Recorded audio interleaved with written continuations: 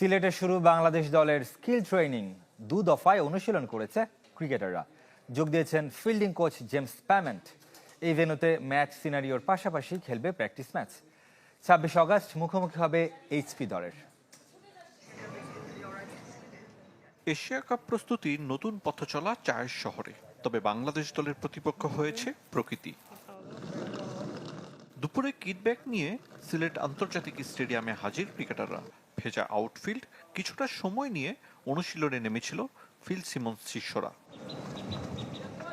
Asia cup মিশনে দেশ ছাড়ার আগে এ ভেন্যুতে চলবে টাইগারদের প্রস্তুতি। নেদারল্যান্ডসের বিপক্ষে 3 টি-20 দিয়ে ক্রিকেটারদের যাচাই করবে টিম ম্যানেজমেন্ট। ছুটিতে থাকায় মিরপুরে ছিল জেমস প্যামেন্টের শূন্যতা, তবে সিলেটে যোগ দিয়েছেন ফিল্ডিং কোচ। তার পরামর্শ অনুযায়ী ফিল্ডিং অনুশীলন করেছেন ক্রিকেটাররা। ঢাকার মতো সিলেটেও পেসারদের নিয়ে আলাদা সেশন করেছেন শন টেইট। ফাঁকা নেটে তাসকিন, শরীফুল, তানজিম সাকিবরা বোলিং করেছেন দীর্ঘক্ষণ।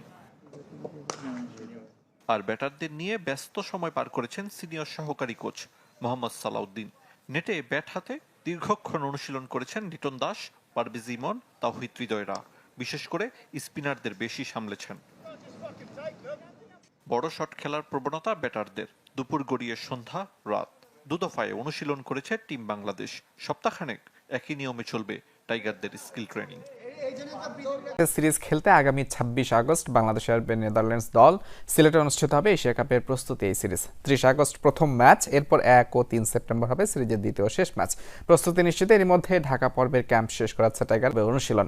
সেখানে পুরো দল অংশ নিলেও 4 সেপ্টেম্বর পর্যন্ত ছুটি চেয়ে বিসিবির কাছে আবেদন করেছেন মিরাজ। সোমবার তার আবেদন মঞ্জুর করেছে বোর্ড।